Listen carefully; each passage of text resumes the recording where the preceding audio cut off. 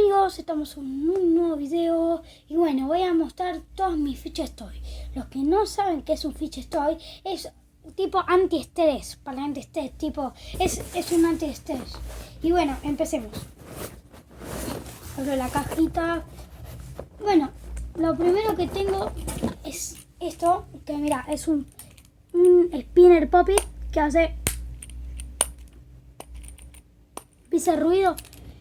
Y hay otro lado que no hace ruido. Este hace ruido y este no hace tanto ruido. Bueno, acá lo tienen.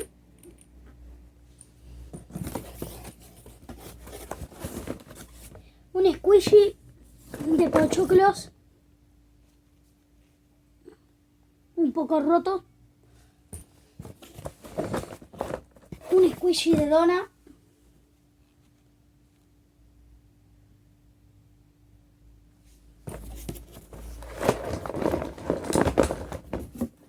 Un pop-it. Acá el lado que no hace ruido y el lado que hace ruido. Acá lo tienen.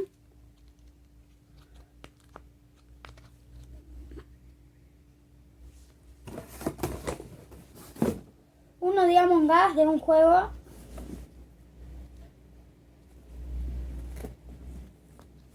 Este acá, el que hace ruido acá y lo que no hace ruido.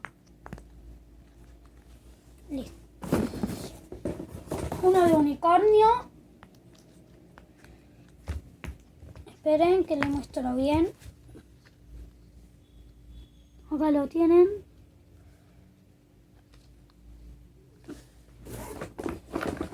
Unos squishies minis que son estos. Son estos, unos squishitos. Son tipo estos que se hacen así. Es así. Que es tipo un unicornio, es un payasito, no sé, un payaso, no sé. Tengo uno de mismo así que se hace así. Todo eso, pero de cangrejito. Y kawaii. Y este llaverito de squishy.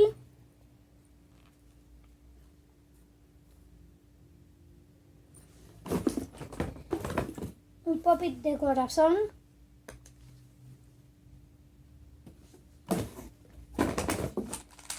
Un cubo de Rubik.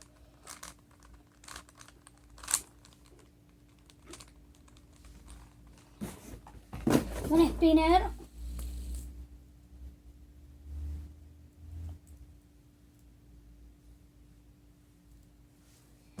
Bueno, los vemos. Chao.